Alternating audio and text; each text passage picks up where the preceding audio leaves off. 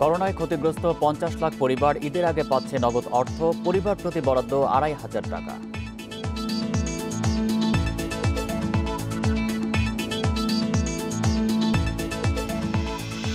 Corona যুদ্ধে যোগ দিচ্ছেন নতুন ২,০০০ চিকিৎসক ও ৫,০০০ নার্স, প্রশিক্ষণ ও সুরক্ষা সামগ্রী নিয়ে উদ্বেগ।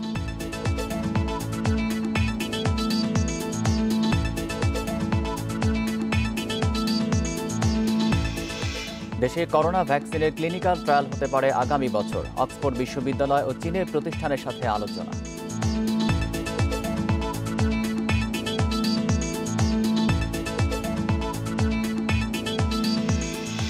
করোনার কারণে বেকারত্বের ঝুঁকিতে দেশের ২ কোটি মানুষ, স্বাস্থ্যবিধি মেনে কাজ শুরুর তাগিদ।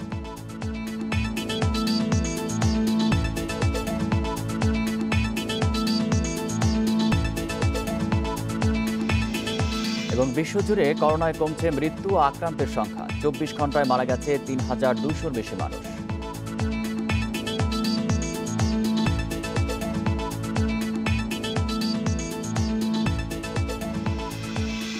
স্বাগত বিরতিহীন ইন্ডিপেন্ডেন্ট সংবাদে, আপনাদের সাথে আছি আমি আলী আশরাফ। শুনছিলেন শিরোনাম, এবার বিস্তারিত। করোনায় ক্ষতিগ্রস্ত সারা দেশের ৫০ লাখ পরিবার ঈদের আগে পাচ্ছে নগদ অর্থ সহায়তা। তালিকাভুক্ত প্রতিটি পরিবারের মোবাইল ব্যাংকিং অ্যাকাউন্টে চলে যাবে ২৫০০ টাকা। এতে সরকারের ব্যয় হচ্ছে ১২৫০ কোটি টাকা। কৃষি, সেবা ও শ্রমনির্ভর অর্থনীতির জেলা নীলফামারী। শিল্প কারখানা কম হওয়ায় এ জেলার বহু মানুষ দেশের বিভিন্ন শহরে নির্মাণ শ্রমিকের কাজ সহ নানা পেশায় জড়িত। কিন্তু করোনার কারণে এদের অনেকেই এখন কর্মহীন। এখানকার এমন ৬২,০০০ পরিবার পাচ্ছেন নগদ অর্থ সহায়তা। আমরা ৬২,০০০ কার্ড পেয়েছি এবং ৬২,০০০ কার্ড আমরা দুস্থ এবং জনসংখ্যার ভিত্তিতে যে উপজেলা এবং পৌরসভা পর্যায়ে আমরা ভাগ করে দিয়েছি। করোনার কারণে আর্থিক দুরবস্থায় পড়েছেন এমন ৫০ লাখ পরিবার বাছাই করেছে দুর্যোগ ব্যবস্থাপনা ও ত্রাণ মন্ত্রণালয়। রিকশা ভ্যান চালক, দিনমজুর, পরিবহন, নির্মাণ, কৃষি শ্রমিক, দোকানের কর্মচারী, হকাররা আছেন এই তালিকায়। জনপ্রতিনিধিদের সহযোগিতায় তালিকা তৈরি করেছে জেলা প্রশাসন। চূড়ান্তভাবে এই তালিকা যাচাই করছে প্রধানমন্ত্রীর কার্যালয়। সারা দেশ থেকে ৫০ লক্ষ লোকের তালিকা যাচাই করে আইসিডির সহযোগিতায় এটা অনলাইন পদ্ধতিতে আমরা আপলোড করেছি। তালিকাগুলো এখন যাচাই বাছাই হচ্ছে। মাননীয় প্রধানমন্ত্রীর সিদ্ধান্ত অনুযায়ী তাদেরকে ক্যাশ ট্রান্সফার করা হবে এবং তারা আবার চাল পাবে ২০ কেজি করে। পরিবার প্রতি সদস্য সংখ্যা হিসাব করা হচ্ছে গড়ে ৪ জন, অর্থাৎ ২ কোটি মানুষ এই নগদ অর্থ সহায়তা পাচ্ছেন। তালিকাভুক্তদের মোবাইল ব্যাংকিং অ্যাকাউন্টে অর্থ যাবে সরাসরি। এর খরচও পরিশোধ করবে সরকার। প্রধানমন্ত্রীর কার্যালয়ের কর্মকর্তারা জানান, যাদের মোবাইল ব্যাংকিং অ্যাকাউন্ট নেই তাদের অ্যাকাউন্ট খোলার নির্দেশনা দেয়া হয়েছে। টাকাটা সরাসরি তাদের হাতে বা মোবাইল বিয়ের মাধ্যমে যাবে, কিন্তু যাদের নাম্বার অ্যাকাউন্ট নাই তাদের জন্য অ্যাকাউন্ট খোলা হচ্ছে। যারা সাময়িকভাবে কর্মহীন হয়ে পড়ছে তাদের। সরকারের এমন উদ্যোগকে ইতিবাচক বলছেন অর্থনীতিবিদরা। আরো বেশি মানুষকে নগদ অর্থ সহায়তা দেওয়ার পরামর্শ তাদের। এখন খাদ্য সহায়তার পাশাপাশি নগদ অর্থ সহায়তা দেওয়ার সরকারের যে উদ্যোগ, আমি এটাকে স্বাগত জানাই। এই উদ্যোগ অতি দরিদ্র মানুষের পাশাপাশি নিম্ন মধ্যবিত্ত যারা সাধারণভাবে খাবারের লাইনে দাঁড়াতে পারেন বা কিংবা খাদ্য চাইতে সংকোচ বোধ করেন, তাদেরকে হেল্প করবে তাদের জীবিকা নির্বাহ করতে। চলতি সপ্তাহেই এই কর্মসূচির উদ্বোধন করার কথা প্রধানমন্ত্রী শেখ হাসিনার। Ruhul Amin, independent news, Dhaka. Corona যুদ্ধে পর্যায়ক্রমে যোগ দিচ্ছেন ২,০০০ চিকিৎসক ও ৫,০৫৪ জন নার্স। তারা সবাই কাজ করবেন দেশের নানা কোভিড হাসপাতালে। চলমান পরিস্থিতিতে তাদের অনেকেই উদ্বিগ্ন পর্যাপ্ত প্রশিক্ষণ ও সুরক্ষা সামগ্রী নিয়ে। তবে স্বাস্থ্য অধিদপ্তর আশ্বস্ত করছে, নতুনদের সহযোগিতায় নেওয়া হয়েছে পর্যাপ্ত ব্যবস্থা। করোনা যুদ্ধে প্রথম সারির যোদ্ধাদের মধ্যে শুরুতেই আছেন চিকিৎসকেরা। সেবা দিতে গিয়ে আক্রান্ত হয়েছে অনেকে, পাশাপাশি আছে রোগীর চাপ। এ অবস্থায় ৩৯তম বিশেষ বিসিএস থেকে নিয়োগ পেলেন ২,০০০ চিকিৎসক। তাদের সঙ্গে কর্মক্ষেত্র পেয়েছেন ৫,০৫৪ জন নার্স। নতুন চিকিৎসকদের একজন মারুফ হাসান, তিনি কাজ করবেন বসুন্ধরা কোভিড হাসপাতালে। দেশের মানুষের সবচেয়ে কাছে থেকে কিছু করার একটা সুযোগ যেমন তৈরি হয়েছে, ঠিক অন্যদিকে কিন্তু আমাদের জীবনের ঝুঁকি নিয়ে স্বজনদের উদ্বিগ্ন চোখ উপেক্ষা করে কাজ করতে হবে, এটাও একটি বড় চ্যালেঞ্জ। তবে আমরা ভীত নই, আমরা আশাবাদীদের দলে। আমরা বিশ্বাস করি যে যতদিন পর্যন্ত এই করোনা ভাইরাস বাংলাদেশে থাকবে, যতদিন পর্যন্ত একটা করোনা রোগী বাংলাদেশে থাকবে, ততদিন পর্যন্ত এই চিকিৎসক সমাজ তাদের সর্বোচ্চটুকু দিয়ে লড়ে যাবে। ভয় পাওয়ার কিছু নেই। আপনারা রাকিবুজ্জামানের গল্পটা ভিন্ন। কিছুদিন আগে নিজেই আক্রান্ত ছিলেন করোনা ভাইরাসে, এখন সুস্থ হয়ে যোগ দিচ্ছেন ঢাকা মেডিকেলের করোনা ইউনিটে। আমার পোস্টিং ঢাকা মেডিকেল কলেজ হাসপাতালে। আশা করছি খুব সাহসিকতার সাথে আমি আমার দায়িত্ব পালন করব এবং নিষ্ঠার সাথে দায়িত্ব পালন করব। দেশের এই জরুরি পরিস্থিতিতে আমাকে যে দায়িত্ব দেওয়া হয়েছে তা আমি অত্যন্ত নিষ্ঠার সাথে পালন করতে চাই। নতুন নিয়োগ পাওয়া ডাক্তার বা নার্সদের মাঝে করোনা রোগীদের সেবায় নিজেদের সর্বোচ্চটা দেওয়ার প্রতিজ্ঞা থাকলেও প্রয়োজনীয় প্রশিক্ষণ আর সুরক্ষা সামগ্রী নিয়ে শঙ্কা আছে অনেকের মাঝেই। এখানে পেশেন্টদেরকে আমরা কিভাবে অ্যাকচুয়াল ট্রিটমেন্টটা দিতে পারবো, কোন সময় কোন ট্রিটমেন্টটা দেওয়া উচিত, কোন ড্রাগস দেওয়া উচিত, কখন ভেন্টিলেটরের সাপোর্টটা লাগবে, মানে সব কিছু আর কি একটা অ্যাটলিস্ট 5 ডেজ বা 7 ডেজের যদি একটা ট্রেনিং হতো আমাদের, তাহলে খুব ভালো হতো। এদিকে নতুন চিকিৎসকদের পর্যায়ক্রমে প্রশিক্ষণ দেওয়ার কথা জানিয়েছে স্বাস্থ্য অধিদপ্তর। পাশাপাশি তাদের বাসস্থান থেকে শুরু করে প্রয়োজনীয় সব সুবিধা নিশ্চিতের আশ্বাসও দিচ্ছে তারা। সংক্ষিপ্ত প্রশিক্ষণ তাদের জন্য আমরা ব্যবস্থা করব শিগগিরই। তাদের কাছে আমার মেসেজ হলো যে সমস্ত পেশেন্ট আছে তারা কিন্তু অনেকটাই অসহায় ফিল করছেন নিজে নিজে, কারণ আমরা যে কেউ অসুস্থ হলেই কিন্তু নিজেকে একটু অসহায় মনে হয়। যার জন্যে আমি অনুরোধ করব যে নিজের পরিবারের আপনজন মনে করে তাদেরকে চিকিৎসা সেবা দেবেন এবং নিজেরাও প্রপারলি পিপি পরিধান করে নিজেদেরকে সুরক্ষিত রাখবেন। স্বাস্থ্য অধিদপ্তরের তথ্য মতে দেশে এই মুহূর্তে চিকিৎসক আছেন ২৭,৪০৯ জন। আর Bangladesh nursing and midwifery council বিডিএমসির হিসাবে দেশে রেজিস্টার্ড নার্সের সংখ্যা ৫৬,৭৩৪ জন। Nahid Kamal, independent news, Dhaka.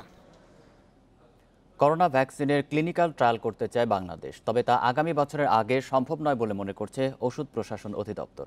অবশ্য এরই মধ্যে যুক্তরাজ্যের অক্সফোর্ড বিশ্ববিদ্যালয় ও চীনের একটি ভ্যাকসিন প্রস্তুতকারী প্রতিষ্ঠানের সঙ্গে এ নিয়ে ইতিবাচক আলোচনা হয়েছে।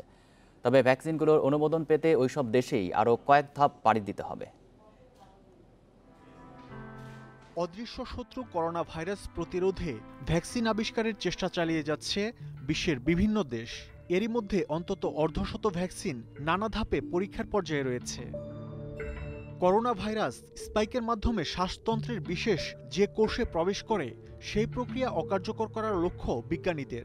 এজন্য ভাইরাসের জিনগত বৈশিষ্ট্য নিয়ে চলছে গবেষণা।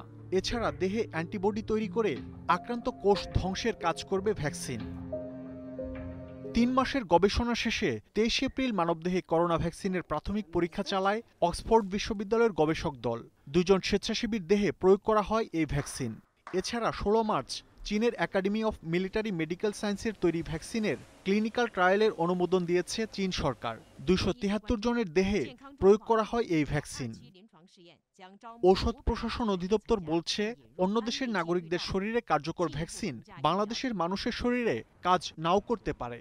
তাই বিষয়টি নিশ্চিত হতে শুরুতে অক্সফোর্ড ও চীনের ভ্যাকসিনের ক্লিনিক্যাল ট্রায়ালের উদ্যোগ নেওয়া হয়েছে। ভ্যাকসিনের একটা আলো দেখা গেছে যে ভ্যাকসিনটা ক্লিনিক্যাল ট্রায়াল ফেজ 1-এ গেছে। এখন এটার পরে ফেজ 2, ফেজ 3 সেফটি প্রমাণিত হতে হবে বা ইফিকেসি প্রমাণিত হতে হবে, তারপর ভ্যাকসিনটা রেজিস্ট্রেশন হবে ওই দেশে। ওই দেশে যেদিন হবে তার পরের দিন থেকে যেন আমাদের দেশে আমরা চেষ্টা করতে পারি। এই ভ্যাকসিনটাকে নিয়ে আসার জন্য প্রাণপণ চেষ্টা করছে ওয়ার্ল্ডের লোক, সব সায়েন্টিস্টরা। এই জন্য এটা হয়তো জানুয়ারি-ফেব্রুয়ারির দিকে আসতে পারে। আইডিসিআর বলছে, কেবল স্বেচ্ছাসেবীদের শরীরেই পরীক্ষামূলক প্রয়োগ করা হবে এই ভ্যাকসিন।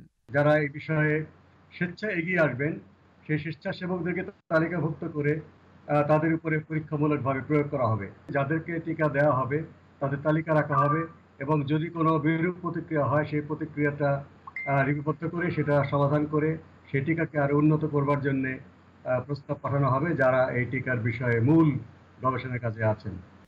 অবশ্য আগামী বছরের আগে করোনার কোনো টিকা বাজারে আসার সম্ভাবনা নেই বলে জানিয়েছেন যুক্তরাজ্যের প্রধান চিকিৎসা উপদেষ্টা। মাহমুদ শরীফ, ইন্ডিপেন্ডেন্ট নিউজ, ঢাকা। করোনা ভাইরাসে আক্রান্ত হয়ে এই পর্যন্ত সেনাবাহিনীতে কর্মরত ও অবসরপ্রাপ্ত 6 জন দেশপ্রেমিক সদস্য মৃত্যুবরণ করেছেন। পাশাপাশি 345 জন সদস্য ও তাদের পরিবারবর্গ করোনা শনাক্ত হয়ে ভর্তি হয়েছেন সিএমএইচে। আইএসপিআর জানিয়েছে, মৃতদের মধ্যে 4 জন 70 বছর ঊর্ধ্ব অবসরপ্রাপ্ত এবং 2 জন কর্মরত সেনা সদস্য। এরা সবাই অনিরাময়যোগ্য বিভিন্ন শারীরিক জটিলতায় ভুগছিলেন। এদিকে এ পর্যন্ত 88 জন আক্রান্ত রোগী সম্পূর্ণ সুস্থ হয়ে বাসায় ফিরে গেছেন। চিকিৎসা নেওয়া বাকি সবাই সুস্থ রয়েছেন। এএফআইপিতে সেনাবাহিনীর নিজস্ব ব্যবস্থাপনায় ৩,১৯৪টি নমুনা পরীক্ষা করা হয়েছে। এছাড়া দেশের সব সিএমএইচে পর্যাপ্ত পরিমাণ পিপিই, মাস্ক, গ্লাভস এবং প্রয়োজনীয় ওষুধসহ আনুষঙ্গিক চিকিৎসা সরঞ্জামাদি মজুদ রয়েছে। পরিকল্পিতভাবে সার্বক্ষণিক প্রশিক্ষণপ্রাপ্ত চিকিৎসকদের উপস্থিতি নিশ্চিত করা হচ্ছে বলেও জানিয়েছে আইএসপিআর।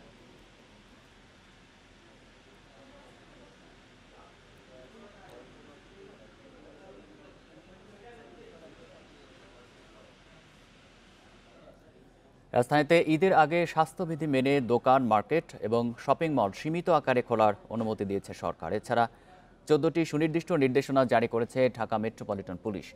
রাজধানীর দোকানগুলিতে স্বাস্থ্যবিধি ও এসব নির্দেশনা মানা হচ্ছে কিনা তা নিয়ে বিস্তারিত জানাতে গুলিস্তান থেকে যুক্ত হচ্ছেন সহকর্মী ইজাজুর রহমান। ইজাজ, মার্কেট আর সড়কে লোকজনের ভিড় কেমন দেখছেন? আজ কি গতকালের তুলনায় বেশি দোকান খুলেছে কিনা? অধিকাংশ যে বড় শপিং মলগুলো সেগুলো কিন্তু বন্ধ রয়েছে, তবে কয়েকটি মার্কেট এখন পর্যন্ত খোলা আমি দেখতে পাচ্ছি। গুলিস্তানে যে পাইকারি মার্কেট রয়েছে গুলিস্তান এবং ফুলবাড়িয়াতে, সেই পাইকারি মার্কেটগুলো খুলেছে, তবে গুলিস্তানের পাশে এখনো হকার্স মার্কেট খোলেনি, গতকালকেও খোলেনি। এছাড়া অন্যান্য যে শপিং মলগুলো রয়েছে সেগুলো কিন্তু বন্ধই আছে। এর বাইরে গুলিস্তান বা নওয়াবপুর এলাকায় নওয়াবপুরের সবগুলো মার্কেট এখন পর্যন্ত বন্ধ। ইসলামপুরের যে পাইকারি মার্কেট রয়েছে কাপড়ের, সেটি কিন্তু খোলা রয়েছে। আমার সামনে দেখতে পাচ্ছেন যে ফুলবাড়িয়ার যে পাইকারি মার্কেট, সেই পাইকারি মার্কেট গতকালকে খুলেছে, প্রথম দিন বন্ধ ছিল। খোলার পরে বিভিন্ন জায়গা থেকে মালামাল আসছে এই পাইকারি মার্কেটে। মালামাল এসে ভিতরে যারা গতকালকেও খুলেছিল, আজকেও খুলেছে, এবং ভিতরে প্রবেশ করার ক্ষেত্রে যে মূল গেট আমি দেখতে পাচ্ছি সেখানে জীবাণুনাশক স্প্রে করা হচ্ছে, এবং মার্কেট কমিটি বা তাদের পক্ষ থেকে বারবার বলা হচ্ছে যে কোনোভাবেই যাতে জ্বর, সর্দি, কাশি এরকম আছে যাদের, সেই দোকান মালিক, কর্মচারী কেউ যাতে ভিতরে প্রবেশ না করে এরকম মার্কেটের মধ্যে, সেটি তারা নিশ্চিত আহ্বান জানাচ্ছেন। তবে সেটি কিভাবে নিশ্চিত হবে সেটি কিন্তু বলা হয়নি। এছাড়া পিছনে দোকান প্রবেশ করার পরে সেক্ষেত্রে কিছু দূর পরপর ইন্ডিকেটর আছে, সেখানে নির্দেশ করা আছে যে নির্দিষ্ট দূরত্বে বা সামাজিক দূরত্বে তাদেরকে থাকতে হবে। কিন্তু আসলে এই গুলিস্তান পাইকারি মার্কেটটি এতটাই বেশি কনজাস্টেড বা সংকীর্ণ, সে কারণে আসলে এই সামাজিক দূরত্ব বজায় রাখাটা সম্ভব নয় অনেক ক্ষেত্রেই। এবং এখানকার যেটা দোকান মালিক, তাদের সঙ্গেও কথা বলেছিলাম, তারা বলছেন যে আসলে যেহেতু এটি পাইকারি মার্কেট, খুব বেশি ভিড় হয় না তাদের দৃষ্টিকোণ থেকে, তারপরেও যতটুকু ঈদের আগে ভিড় হবে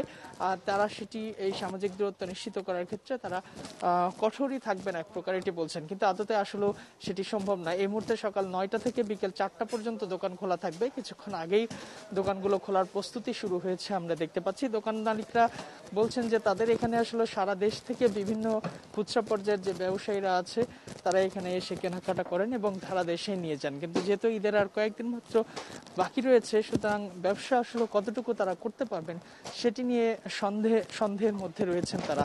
তবে মার্কেট কর্তৃপক্ষ যেটি বলছে যে কোনোভাবেই হোক জীবাণুনাশক স্প্রে করে হ্যান্ড স্যানিটাইজার রাখতে হবে, সব ধরনের স্বাস্থ্যবিধি মেনেই এই দোকান পরিচালনা করতে হবে। কিন্তু আদতে ভিতরে কতটুকু হচ্ছে সেই মনিটরিংটা কিন্তু আমরা দেখতে পাচ্ছি না। গুলিস্তান থেকে জানাচ্ছেন সহকর্মী ইজাজুর রহমান। সোমবার পর্যন্ত 24 ঘন্টায় চট্টগ্রামে 74 জনের নমুনার করোনার সংক্রমণ পাওয়া গেছে। মোট নমুনা পরীক্ষা করা হয় 383টি। আর জানাতে চট্টগ্রাম থেকে আছেন ব্যুরো প্রধান অনুপম শীল। অনুপম, নমুনার পরীক্ষার হিসেবে প্রতিদিনই চট্টগ্রামে সংক্রমণের হার বাড়ছে, তো প্রতিরোধমূলক ব্যবস্থাগুলো মানা হচ্ছে কিনা?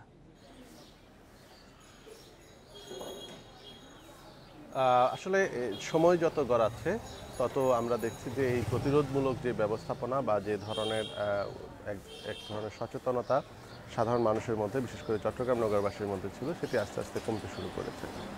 মূলত চট্টগ্রামে প্রথম 3 এপ্রিল করোনা রোগী শনাক্ত হয়েছিল দামপাড়ায়, এবং এরপরে 39তম দিনে এসে ইতিমধ্যে আমরা দেখছি যে 300 ছাড়িয়ে গেছে। চট্টগ্রামে এখন 3টি আলাদা আলাদা জায়গায় এই করোনা রোগের যে শনাক্তকরণ কার্যক্রমটি চলছে, এর মধ্যে সবচেয়ে বেশি শনাক্তকরণ প্রক্রিয়ায় যুক্ত আছে বিআইটিআইডি, এবং সেখানে গতকালকে আমরা যেটি দেখছি যে প্রায় 234 জনের নমুনা পরীক্ষা করা হয়েছে। এর মধ্যে চট্টগ্রামের 31 জন, নোয়াখালীর 7 জন এবং ফেনীর 1 জনের করোনা পজিটিভ পাওয়া গেছে। এছাড়া খুব গত সপ্তাহ থেকে চট্টগ্রাম মেডিকেল কলেজের হাসপাতালেও এই নমুনা পরীক্ষা শুরু হয়েছে। সেখানে গতকাল 56 জনের নমুনা পরীক্ষা করে 15 জনের নমুনায় করোনা পজিটিভ পাওয়া গেছে এবং এরা সবাই চট্টগ্রামের বাসিন্দা। এর বাইরে চট্টগ্রাম অ্যানিম্যাল সায়েন্স বিশ্ববিদ্যালয় অর্থাৎ সিভাসুতে 93 জনের নমুনা পরীক্ষা করা হয়েছে গতকাল। এর মধ্যে চট্টগ্রামের 18 জন, ফেনীর 1 জন এবং নোয়াখালীর 7 জন। অর্থাৎ সংখ্যার হিসেবে আমরা যেগুলো দেখছি যে দিন দিন এটি বাড়ছে, কিন্তু এই বাড়াকে ঘিরে সচেতনতার পরিমাণ যে বাড়ছে সেটি বলা যাবে না। ইতিমধ্যেই আমরা দেখছি যে বিভিন্ন বিপণী বিতানগুলো যদিও বন্ধ আছে, তবে বিপণী বিতানের আশেপাশে যে সমস্ত দোকানপাট বা ব্র্যান্ড শপগুলো রয়েছে সেগুলো কিন্তু গত 2 দিন ধরে খুলছে। এবং আমরা শুরুতে অর্থাৎ সাধারণ ছুটি ঘোষণার শুরুতে যে ধরনের রাস্তাঘাটে গলি উপগুলিতে প্রশাসনের তৎপরতা ছিল বা সাধারণ মানুষেরও এক ধরনের সবাই ঘরে থাকার চেষ্টা করছে, সেটি আস্তে আস্তে অনেকটা এখন কমে আসছে। চট্টগ্রামের রাস্তায় গণপরিবহন না থাকলেও কিন্তু আমরা দেখছি যে ব্যক্তিগত পর্যায়ে যে গাড়ি চলাচল সেটি কিন্তু সময়ের সাথে বেড়ে চলেছে এবং এখন সারাদিন ধরেই কিন্তু প্রচুর ব্যক্তিগত গাড়ি চলাচল করছে। এর বাইরে আরেকটি বিষয়, যেহেতু সামনে ঈদ আসছে, সেই ঈদকে ঘিরে কিন্তু নানামুখী ব্যবসা বাণিজ্য বা আমরা বিভিন্ন মার্কেট বা কাপড়ের দোকানগুলোতে ভিড় কিছুটা কম থাকলেও বিভিন্ন ভোগ্যপণ্য, বিশেষ করে ঈদ কেন্দ্রিক যে সমস্ত ভোগ্যপণ্যের পাইকারি বাজার খাতুনগঞ্জে ভিড় কিন্তু আস্তে আস্তে বেড়ে চলেছে। তো সেই হিসেবে আমরা বলতে পারি যে সচেতনতা বা এটিকে সংক্রমণ প্রতিরোধে খুব বেশি কার্যকর উদ্যোগ এখন মাঠে আছে, সেটি আসলে স্পষ্ট করে বলা যাচ্ছে না। চট্টগ্রাম থেকে জানাচ্ছিলেন সহকর্মী অনুপম শীল। নেত্রকোনা ইউএনও, ওসি, নার্স, স্বাস্থ্যকর্মী সহ 11 জনের করোনা শনাক্ত হয়েছে। এ নিয়ে জেলায় আক্রান্তের সংখ্যা বেড়ে দাঁড়িয়েছে 85 জনে। জেলা সিভিল সার্জন তাজুল ইসলাম জানিয়েছেন, নতুন আক্রান্তদের মধ্যে কেন্দুয়া উপজেলা নির্বাহী কর্মকর্তা আল ইমরান রুহুল ইসলাম, কেন্দুয়া থানার ওসি রাশেদুজ্জামান, কেন্দুয়া উপজেলা স্বাস্থ্য কমপ্লেক্সের নার্সসহ 3 জন স্বাস্থ্যকর্মী রয়েছেন। তারা সবাই নিজ বাসায় আইসোলেশনে রয়েছেন। জেলায় এ পর্যন্ত 1730টি নমুনা সংগ্রহের বিপরীতে 1448টি ফলাফল পাওয়া গেছে, আর সুস্থ হয়েছেন 27 জন।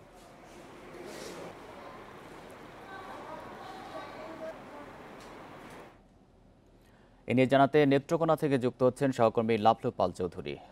লাভলু, কেন্দুয়া উপজেলায় তো একই সাথে প্রশাসন, পুলিশ, স্বাস্থ্যসেবা নিয়োজিতরা করোনা শনাক্ত হয়েছেন, তো একই এলাকায় একত্রে এত লোক আক্রান্ত হওয়ার কি কারণ? নেত্রকোনায় মূলত যে সংক্রমণটার যে প্রেক্ষাপটটা সেটা কিন্তু আসলে নারায়ণগঞ্জ, গাজীপুর, ঢাকা থেকে আগত যে গার্মেন্টস কর্মীরা ছিল তাদের কিন্তু প্রায় 27 জনের মতো আক্রান্ত হয়েছে। তারা কিন্তু আসলে আসার পরেই কিন্তু আসলে সেই সংক্রমণের যে বিষয়টি সেটি কিন্তু আসলে ছড়িয়ে পড়ছিল। আর বিশেষ করে কেন্দ্রায় কিন্তু আমরা দেখেছি যে বাস ভরে ভরে কিন্তু আসলে চট্টগ্রাম কিংবা নরসিংদী কিংবা নারায়ণগঞ্জ থেকে কিন্তু শ্রমিকরা, মানে বিশেষ করে পোশাক যে কর্মীরা, তারা কিন্তু আসছিল এবং প্রশাসন কিন্তু 3টি বাস কিন্তু জব্দও করেছিল এবং এই কারণে কিন্তু সেভাবেই ছড়িয়ে পড়ছিল। আর কেন্দ্রের যে প্রশাসনের যে ঊর্ধ্বতন কর্মকর্তারা যারা আক্রান্ত হয়েছেন, এটা কিন্তু আসলে প্রথম সরকারি প্রশাসনের নেত্রকোনায় পদস্থ কোনো কর্মকর্তা, উপজেলা নির্বাহী কর্মকর্তা কেন্দ্রের যে আল ইমরান রুহুল ইসলাম, তিনি আক্রান্ত হয়েছেন এবং পুলিশেরও কিন্তু এই প্রথম একজন শনাক্ত হয়েছেন, কেন্দ্র থানার ওসি মোহাম্মদ রাশেদুজ্জামান। তারা কিন্তু আসলে আমি সংশ্লিষ্টদের সাথে কথা বলে জানতে পেরেছি যে তারা আক্রান্ত হওয়ার পেছনে যে কারণটি ভূমিকা রেখেছে, তারা কিন্তু আসলে শুরু থেকেই যে সরকারি ত্রাণ তৎপরতা কিংবা সামাজিক দূরত্ব বজায় রাখার ক্ষেত্রে যে তারা অভিযান, বিভিন্ন ভ্রাম্যমাণ আদালত অভিযান চালিয়েছে এবং ত্রাণ তৎপরতা চালানোর ক্ষেত্রে যে রাত্রে এবং দিনের বেলায়ও তারা কিন্তু সাহায্য নিয়ে কিন্তু মানুষের বাড়ি বাড়ি ছুটে গেছেন এবং তারা দুজনে কিন্তু সামনের কাতারে থেকেই কিন্তু তারা সেই কাজটি করছিলেন। এ কারণে কিন্তু তারা আসলে কারো কাছ থেকে সংক্রমিত হয়ে থাকতে পারে। আর উপজেলা স্বাস্থ্য বিভাগের যে কেন্দ্র উপজেলা স্বাস্থ্য কমপ্লেক্সের যারা আক্রান্ত হয়েছে, এর মধ্যে কিন্তু একজন সিনিয়র নার্স হয়েছে, তিনি কিন্তু অন্তঃসত্ত্বা, তাকে রাতে কিন্তু আইসোলেশনে কেন্দ্র উপজেলা স্বাস্থ্য কমপ্লেক্সে রাখা হয়েছে। এবং আমি আজকে সকালে আমি কথা বলেছি যে নেত্রকোনা যে চিকিৎসকদের যে কোভিড-19 যে টিম গঠন করেছে, সেটার যে তত্ত্বাবধায়ক ডাক্তার আহসান কবির রিয়াদ, তিনি কিন্তু আমাকে বলছিলেন যে তারা সেই নার্সের যে অন্তঃসত্ত্বার কারণে যে একটা ঝুঁকি রয়েছে, তারা সেই বিষয়টি বিবেচনা করে নেত্রকোনা সদর হাসপাতালের আইসোলেশনে নিয়ে আসার একটি চিন্তা ভাবনা করছিলেন। আরেকটি বিষয় যে নেত্রকোনা যে এভাবে আক্রান্ত হওয়ার পরেও যে উদ্বেগ উৎকণ্ঠা ছড়ানোর পাশাপাশি কিন্তু আসলে যে আমরা গত দুদিন যাবত যেটি দেখে আসছি যে মার্কেটগুলো খুলে দেওয়ার পর যে লকডাউনের যে একটা ঢিলেঢালা ভাব সেটি কিন্তু চলে এসেছে এবং মানুষ ঈদের কেনাকাটা করার জন্য কিন্তু আসলে দোকানগুলোতে খুব ভিড় জমাচ্ছিল এবং গতকালকেও আমি দেখেছি যে গাদাগাদি করে ঠাসাঠাসি করে কিন্তু তারা কেনাকাটা করছিলেন। সেখানে কিন্তু সামাজিক দূরত্ব যে বজায় রাখার যে ক্ষেত্রটি সেটি কিন্তু কোনো মতেই কিন্তু আসলে মানা হচ্ছে না। না মানছেন দোকানদাররা, না মানছেন যারা ক্রেতা তারা। এভাবে কিন্তু আসলে নেত্রকোনায় যে সংক্রমণ সেটা কিন্তু আসলে ছড়িয়ে পড়ছে, কমিউনিটি ট্রান্সমিশন, সেটা কিন্তু সেই সংখ্যাটাকে কিন্তু আরো বাড়িয়ে তুলছে। নেত্রকোনা থেকে জানাচ্ছিলেন সহকর্মী লাভলু পাল চৌধুরী। খাগড়াছড়িতে করোনার নমুনা সংগ্রহের পর ফল আসতে সময় লাগছে 7 থেকে 10 দিন। এতে উদ্বেগ বাড়ছে সাধারণ মানুষের মধ্যে। সমস্যা সমাধানে পার্বত্য জেলাগুলোতে আলাদা পরীক্ষাগার স্থাপনের দাবি নাগরিক সমাজের। খাগড়াছড়িতে প্রথম করোনা রোগী শনাক্ত হয় 29 এপ্রিল।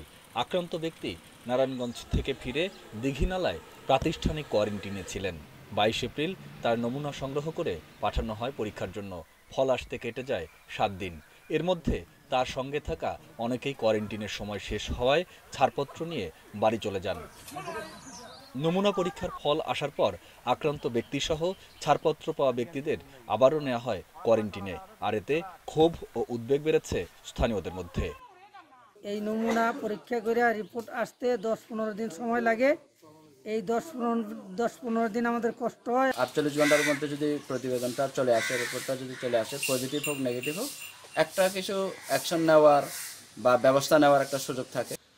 সংকট মোকাবিলায় সবাইকে আন্তরিক হওয়ার পাশাপাশি পার্বত্য এলাকায় করোনা পরীক্ষার জন্য ল্যাব স্থাপনের দাবি নাগরিক সমাজের। একটা রিপোর্ট যদি আসতে 10 থেকে 12 দিন লাগে তাহলে স্বাভাবিকভাবে উদ্বিগ্ন হওয়ার প্রশ্ন আসে। রিপোর্ট দ্রুত হচ্ছে না এবং যথাযথ হচ্ছে না বলেই আমরা মনে করতেছি। জনবল সংকট সহ নানা প্রতিবন্ধকতার কারণে নমুনা পরীক্ষায় দেরি হচ্ছে বলে জানিয়েছেন সিভিল সার্জন। স্যাম্পলের হার বেশি হওয়ায় কিন্তু এই যে জটটা এখনো খুলেনি। তো আরও যদি পিসিআর ল্যাব বাড়ানো হয়, যেমন চট্টগ্রাম মেডিকেল কলেজে হওয়ার কথাবার্তা চলছে, এটা যদি চালু হয় আরও কিছু কমতে পারে। করোনা সংক্রমণ রোধে দ্রুত নমুনা পরীক্ষার ফল প্রকাশ ও মাঠ পর্যায়ে প্রশাসনের নজরদারি বাড়ানোর দাবি স্থানীয়দের। Independent news desk. হাজার ছাড়ালো একদিনে করোনা রোগী শনাক্তের সংখ্যা। সোমবার দুপুর পর্যন্ত 24 ঘন্টায় শনাক্ত হয়েছেন 1034 রোগী। এ নিয়ে দেশে মোট আক্রান্ত 15,691 জন। এদিকে আরও 11 জনের মৃত্যুতে করোনায় মোট মৃতের সংখ্যা দাঁড়ালো 239-এ। 24 ঘন্টায় দেশে সুস্থ হয়েছেন আরও 252 জন। এ নিয়ে মোট সুস্থ হওয়ার সংখ্যা 2,902, যা মোট আক্রান্তের 18% ওপরে। নমুনা পরীক্ষা বাড়ার সাথে সাথে বেড়েই চলছে করোনা রোগী শনাক্তের সংখ্যাও। 24 ঘন্টায় দেশের 37টি ল্যাবে পরীক্ষা হয়েছে 7,208 জনের নমুনা, যা এ যাবতের সবচেয়ে বেশি নমুনা পরীক্ষা। এতে শনাক্ত হয়েছেন সর্বোচ্চ করোনা রোগী। সোমবার দুপুরে স্বাস্থ্য বিভাগের নিয়মিত অনলাইন বুলেটিনে জানানো হয়, করোনার নমুনা পরীক্ষায় বিভিন্ন এলাকায় শিগগিরই আরও বেশ কিছু ল্যাব চালু হবে। এবং এ পর্যন্ত আমাদের নমুনা পরীক্ষা হলো 1,29,865টি। 7,208টি নমুনার পরীক্ষার মধ্যে আমরা শনাক্ত করতে পেরেছি, আজকে আমি বলবো যে আমরা 1000 ছাড়িয়ে গেলাম। আমরা শনাক্ত করেছি 1034 জনকে কোভিড পজিটিভ হিসেবে এবং এ পর্যন্ত শনাক্ত দাঁড়ালো 15,691 জন। এখনও আমাদের ঢাকা বিভাগ এবং ঢাকা সিটি এইসব জায়গায় শনাক্তকৃত ব্যক্তির সংখ্যা বেশি আছে পূর্বের ন্যায়। এদিকে 24 ঘন্টায় শনাক্ত রোগী সর্বোচ্চ হলেও কিছুটা কমেছে মৃত্যুর সংখ্যা। আমাদের আজকের মৃত্যুর তালিকায় 11 জন সংযুক্ত হয়েছে। মৃত্যুর বিশ্লেষণে আমাদের 5 জন পুরুষ, 6 জন মহিলা। মৃতদের মধ্যে ঢাকা বিভাগে 8 জন, চট্টগ্রাম বিভাগে 2 জন এবং রংপুর বিভাগে 1 জন। করোনা প্রতিরোধে আক্রান্তদের চিকিৎসকের পরামর্শ মেনে চলার পাশাপাশি মানসিকভাবে শক্ত থাকার আহ্বান জানানো হয় সংবাদ সম্মেলনে। যারা ইতিমধ্যে আক্রান্ত হয়েছেন তারা কখনোই তাদের মানসিক মনোবল হারাবেন না। আপনি মানসিকভাবে উজ্জীবিত থাকলে আপনার শরীরের ইমিউন সিস্টেম বা প্রতিরোধ ক্ষমতা অবশ্যই বেড়ে যাবে। পুষ্টিকর খাবার গ্রহণ করবেন, বেশি করে পানি খাবেন, তরল খাবার খাবেন এবং টাটকা শাকসবজি, ফলমূল যেটা ভিটামিন সি সমৃদ্ধ, এই খাবারগুলি আমাদের প্রতিরোধ ক্ষমতাকে শক্তিশালী করে। এদিকে সোমবার দুপুর পর্যন্ত 24 ঘন্টায় আইসোলেশনে নেওয়া হয়েছে 183 জনকে। এ নিয়ে আইসোলেশনে আছেন 2236 জন। মাহমুদ শরীফ, ইন্ডিপেন্ডেন্ট নিউজ, ঢাকা। করোনা পরিস্থিতিতে রাজধানীর বাজারের অবস্থা নিয়ে বিস্তারিত জানাতে রামপুরা থেকে যুক্ত হচ্ছেন সহকর্মী আদিলুর রহমান। আদিলুর, বাজারে সামাজিক দূরত্ব কতটা মানা হচ্ছে আর আইন শৃঙ্খলা বাহিনীর উপস্থিতি কেমন লক্ষ্য করছেন?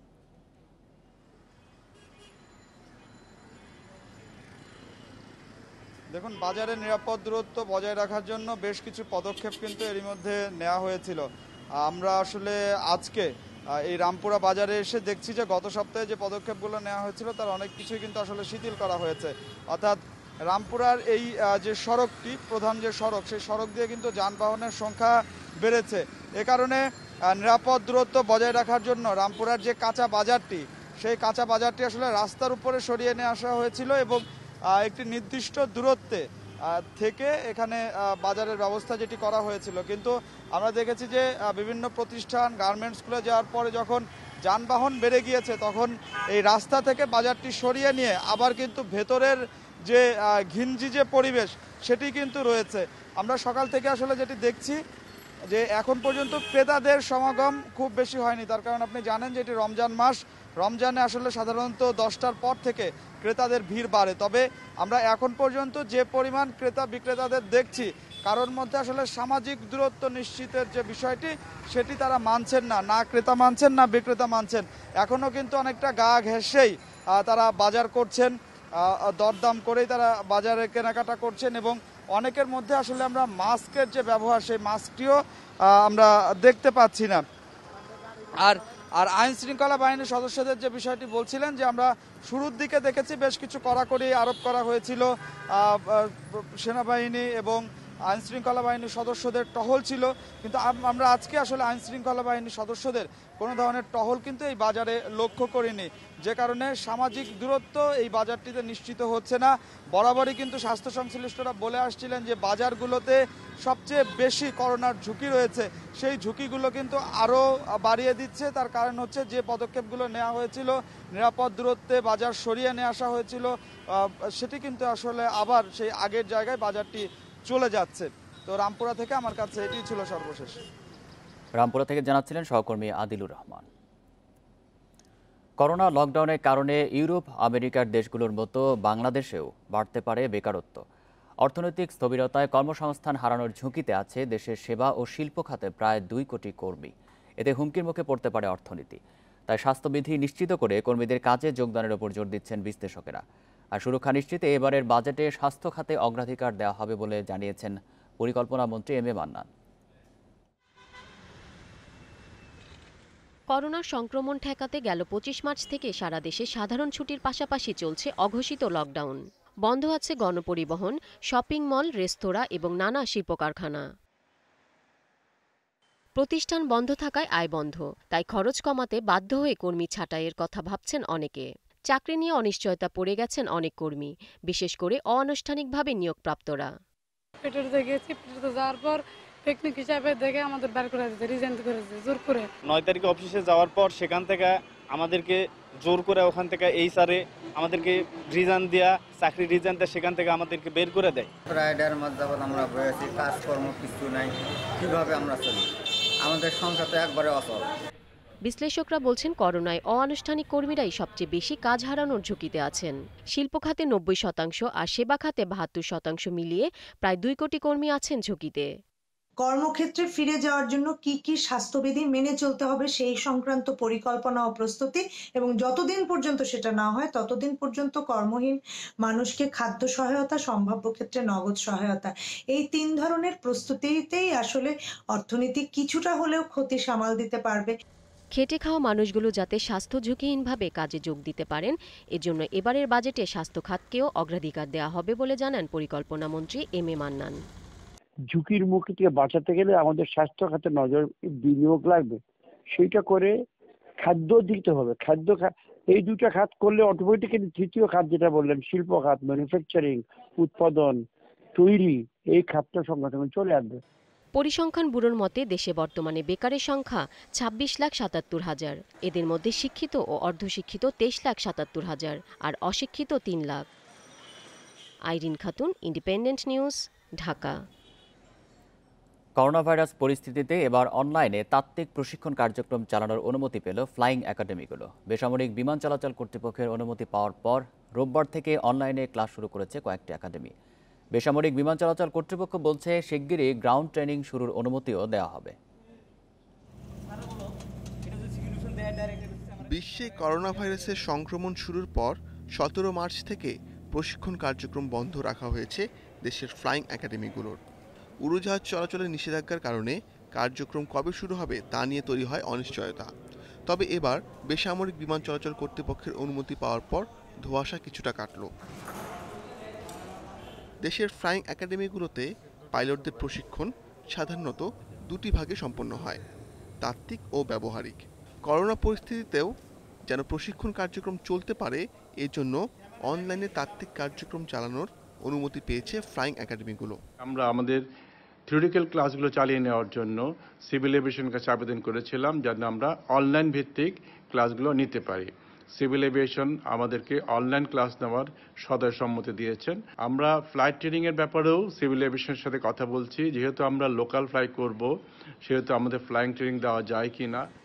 বেসামরিক বিমান চলাচল কর্তৃপক্ষ বলছে ক্রমান্বয়ে ব্যবহারিক প্রশিক্ষণের জন্য গ্রাউন্ড ট্রেনিং শুরুর অনুমতি দেওয়ার কথাও বিবেচনায় রাখা হয়েছে।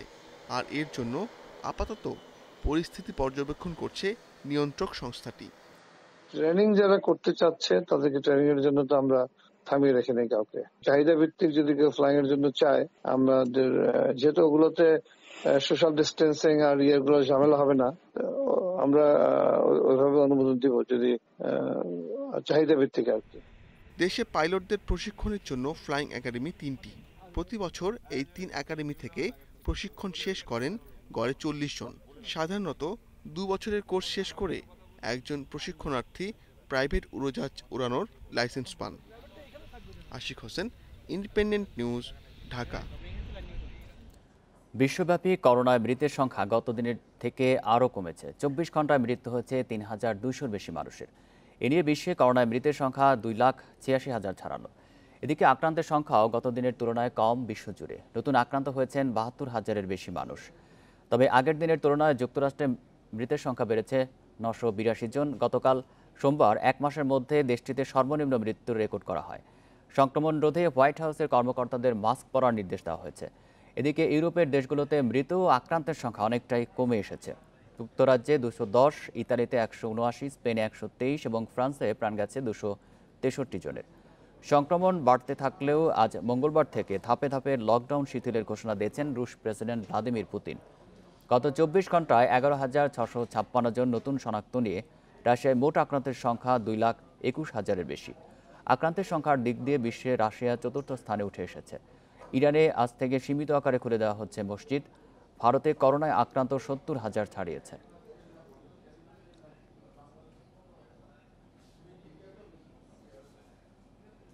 দেখছেন বিরতিহীন ইন্ডিপেন্ডেন্ট সংবাদ। সংবাদে এছাড়াও থাকছে দেশে ভার্চুয়াল আদালতে বিচার শুরু। আজ বসছে ঢাকা মহানগর, জেলা দায়রা জজ ও সিএমএম কোর্ট সহ 8টি কোর্ট।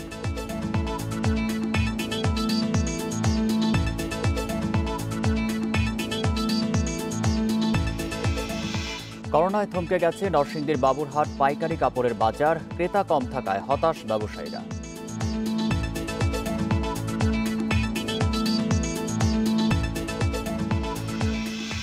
আজ থেকে ভার্চুয়াল আদালতে কাজ শুরু হচ্ছে ঢাকা মহানগর, জেলা দায়রা জজ ও সিএমএম কোর্ট সহ 8টি কোর্টে।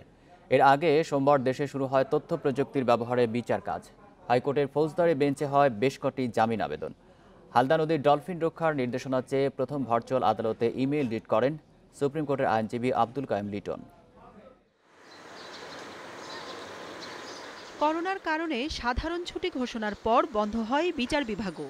এতে আগে থেকেই মামলা জট থাকায় দেখা দেয় তা আরও প্রকট হওয়ার শঙ্কা। সংকট কাটিয়ে উঠতে তাই শনিবার ভার্চুয়াল কোর্ট চালু করতে জারি হয় অধ্যাদেশ। রোববার সুপ্রিম কোর্টের ফুল কোর্ট সভায় পরিচালনার নির্দেশনা আসার পর সোমবারই শুরু হয় বিচার কাজ।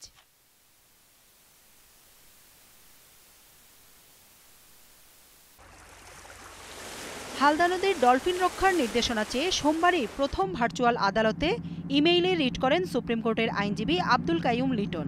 এছাড়া হাইকোর্টে ফৌজদারি বেঞ্চেও হয়েছে কটি জামিন আবেদন। আর আপিল বিভাগে শুনানির দিন ধার্য আছে 14 মে। আবেদনের সঙ্গে অবশ্যই একটি আলাদা ফরওয়ার্ডিং বা আলাদা আবেদন থাকতে হবে, যে এই তার যে বিষয়টি আবেদনটি যে অতীব জরুরি একটি বিষয় সেইটি প্রমাণ করতে হবে। আদালত দেখবেন, পরীক্ষা করবেন যে সত্যিকার অর্থে এটি অতীব জরুরি বিষয়। আদালত সন্তুষ্ট হলে তিনি সেইটির কপি আমাদের অ্যাটর্নি জেনারেল অফিসে পাঠাবেন এবং একটা দিনক্ষণ নির্ধারণ করবেন যে কি প্রক্রিয়ায় কবে এইটি পরিচালিত হবে। হালদা নদীতে গত কিছুদিনের মধ্যেই 24টি রিভার ডলফিনকে নির্মমভাবে হত্যা করা হয়েছে। বন্যপ্রাণী সংরক্ষণ আইনে এই জাতীয় হত্যাকাণ্ড একদম ক্লিয়ারলি আইনত দণ্ডনীয় অপরাধ এবং নিষিদ্ধ আছে। জনস্বার্থে সেই রিট পিটিশনটি দায়ের করেছি। মাননীয় বিচারপতি যদি মনে করেন এইটা জরুরি ভিত্তিতে শোনা প্রয়োজন, তাহলে উদ্যোগ নিয়ে আমাকে জানানো হবে এবং তখনই শুনানি নেওয়া হবে। ফুলকোর্ট সভার সিদ্ধান্ত অনুযায়ী বিচারিক আদালতে শুধু জরুরি জামিনের মামলা শুনানির জন্য অনলাইনে আবেদন করা যাবে। ঢাকা মহানগর, জেলা দায়রা জজ ও সিএমএম কোর্ট সহ 8টি ভার্চুয়াল আদালত চালু হচ্ছে মঙ্গলবার। সাক্ষ্য আইনের 3 ধারায় যেটাকে বৈধতা দেওয়া হচ্ছে, এটি একটি যুগান্তকারী কাজ হয়েছে।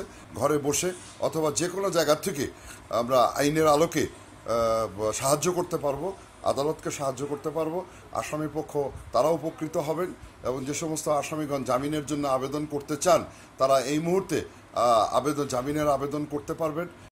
আদালত বন্ধ থাকায় বিচারপ্রার্থীর ভোগান্তি কমাতে ডিজিটাল মাধ্যমে বিচার চালাতে অধ্যাদেশের খসড়া মন্ত্রিসভায় উপস্থাপন করে আইন মন্ত্রণালয়। এর প্রেক্ষিতেই জারি হয় তথ্য প্রযুক্তি ব্যবহার করে ভার্চুয়াল কোর্টে বিচারের অধ্যাদেশ। জান্নাতুল ফেরদাউস তানভি, ইন্ডিপেন্ডেন্ট নিউজ, ঢাকা। বরিশালে করোনার কারণে বন্ধ থাকা বিভিন্ন কলকারখানা ও শিল্প প্রতিষ্ঠানে বর্তমানে স্বাস্থ্যবিধি মেনে কাজ চলছে। কারখানার পরিবেশে সন্তোষ জানিয়েছেন শ্রমিকেরা।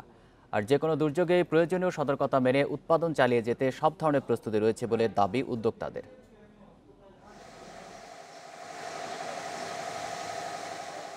দেশে করোনা ভাইরাসের প্রাদুর্ভাবের কারণে গেল ২৬ মার্চ বন্ধ করে দেওয়া হয় বরিশালের বিভিন্ন শিল্প কারখানা। তবে ১১ এপ্রিল বিসিক শিল্পনগরীতে প্রথম একটি কারখানা খুলে দেওয়া হয়। এরপর একে একে খুলতে শুরু করেছে বিভিন্ন কারখানা। সেখানে প্রবেশ থেকে শুরু করে বের হওয়া পর্যন্ত শ্রমিক মালিক সবাইকে মেনে চলতে হচ্ছে স্বাস্থ্যবিধি। সামাজিক দূরত্ব বজায় রেখেই চালানো হচ্ছে কাজ। প্রতিষ্ঠানের এমন ব্যবস্থাপনায় খুশি শ্রমিকরা। স্বাস্থ্যবিধি মেনে কাজ করলে সংকটে পড়তে হবে না বলে মনে করছেন তারা। আমাদের বাসায় চলতে সমস্যা হয়, কারণ আমাদের রিজিকের উপরে একটা আসতে পারে। আর এখানে যে আমরা করোনার ভিতরে কাজ করি এই জন্য আমাদের ভয় নেই, কারণ কোম্পানি আমাদের উপরে সেফটির ব্যবস্থা নিয়েছে। মাস্ক, টুপি, পিপি এগুলি ব্যবহার করি বা দূরত্ব বজায় রেখে কাজ করি। তারপর বাসায় পাশাপাশি আমরা এরকমই চলাফেরা করি।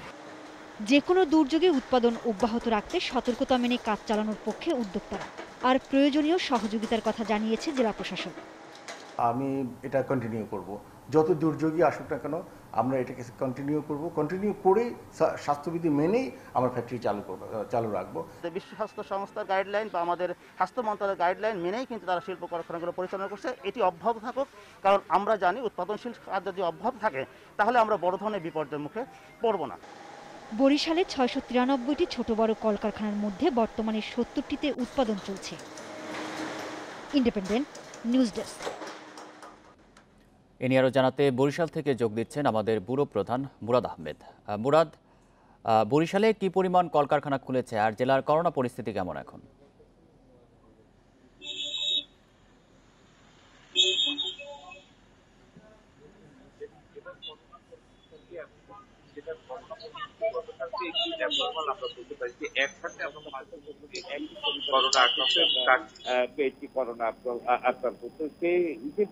আসলে বরিশালে এখন পর্যন্ত বরিশাল জেলায় যেটি দেখা যাচ্ছে 56 জন আক্রান্ত হয়ে গেছে। বরিশালে খুব ধীর গতিতে ইদানিং জামটা খুব বড় হয়ে যাচ্ছে, তো সেই দিক থেকে এখন শঙ্কার বিষয়। আর যে কথাটি আজকে বলা হচ্ছে যে কলকারখানা চালুর বিষয়টি, আসলে বিসিকে এটি প্রথম চালু করে ফরচুন গ্রুপ তারা যেটি করেছে স্বাস্থ্যবিধির সব কটিকে মেনে তাদের টার্গেট সেটা হচ্ছে যে আগামীতে যে কোনো দুর্যোগের সময় কারখানা বন্ধ রাখা যাবে না। এই যে স্বাস্থ্যবিধির বিষয়টি তারা চালু করেছেন, সামাজিক দূরত্বের বিষয়টি চালু করেছেন, এটি তারা রেখে দেবেন এবং এটিকেই এই সামনে এগিয়ে নিয়ে যাওয়ার পথে তারা এই কারখানাটি খুলেছেন এবং প্রোডাকশন অব্যাহত রয়েছে। বিসিকে চেয়ারম্যান যিনি রয়েছেন তিনি বলতে গেলে তার নিজস্ব উদ্যোগে বরিশালকে একটি মডেল হিসেবে তারা আসলে দেখাতে চান যে করোনার যতগুলো ঘাত দিল, প্রতিঘাত দিল, তার পাশাপাশি লার্নিং এর যে বিষয়গুলো ছিল সেটি স্পষ্ট করেছে।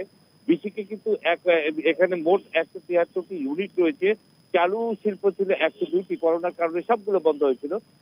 বিসিক চেয়ারম্যানের নিজস্ব বলা হচ্ছে যে তার নিজস্ব উদ্যোগে এখন কিন্তু এখানে 47টি ইউনিট চালু হয়েছে।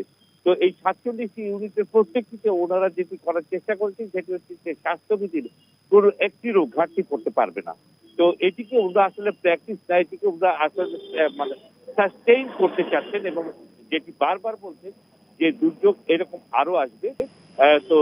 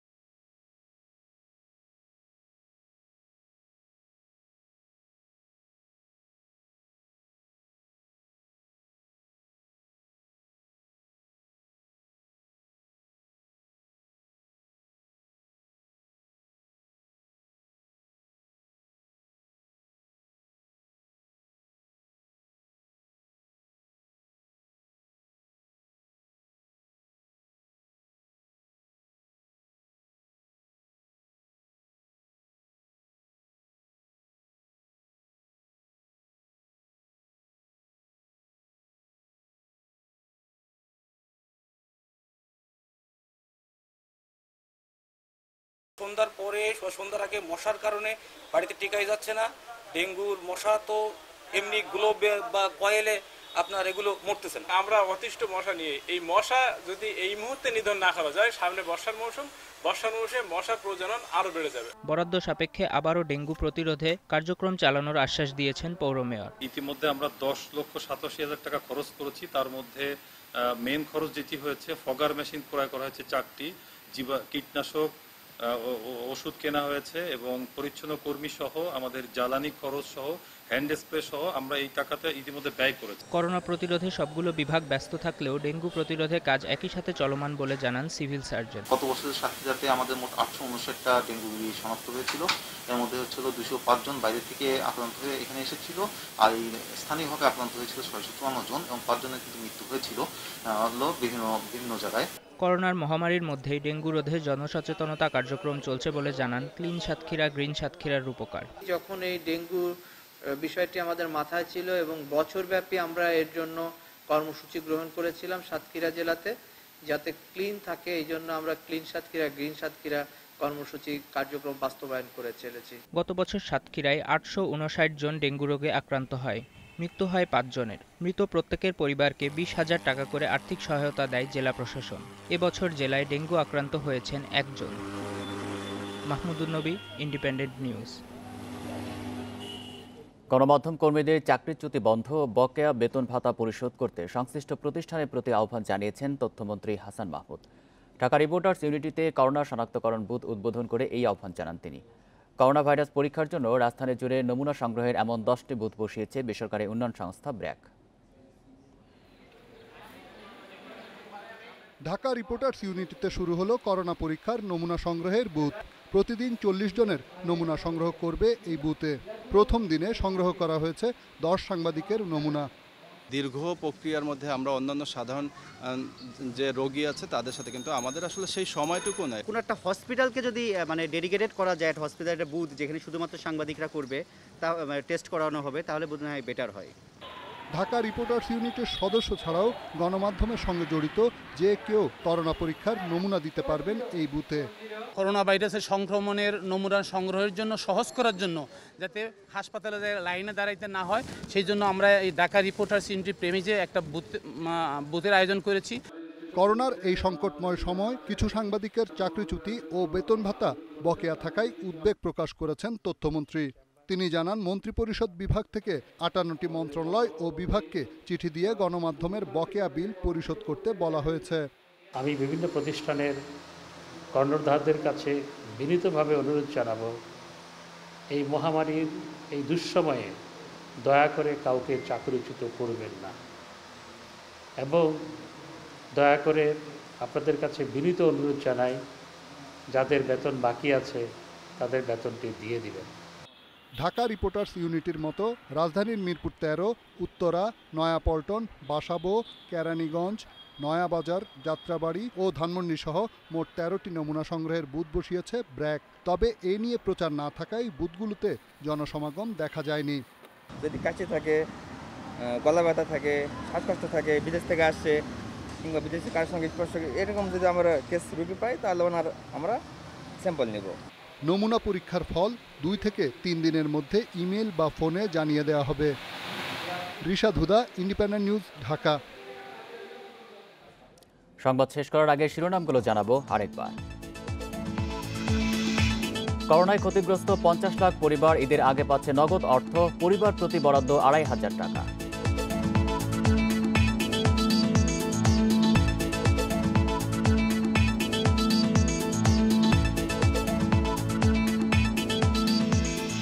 করোনা যুদ্ধে যোগ দিচ্ছেন নতুন 2,000 চিকিৎসক ও 5,000 নার্স, প্রশিক্ষণ ও সুরক্ষা সামগ্রী নিয়ে উদ্বেগ।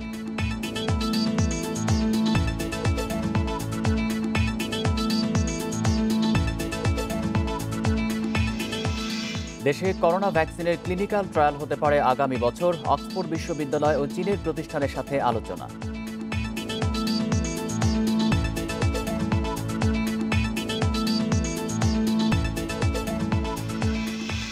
করোনার কারণে বেকারত্বের ঝুঁকিতে দেশের 2 কোটি মানুষ, স্বাস্থ্যবিধি মেনে কাজ শুরুর তাগিদ।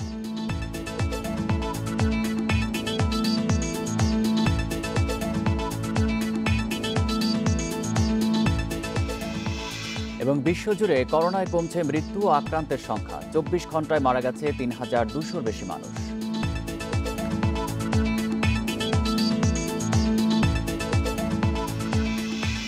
এই ছিল এখনকার সংবাদে। ইন্ডিপেন্ডেন্ট টেলিভিশনের সব খবরের আরও বিস্তারিত জানতে চোখ রাখুন ইউটিউব, ফেসবুক এবং টুইটারে। ধন্যবাদ সবাইকে।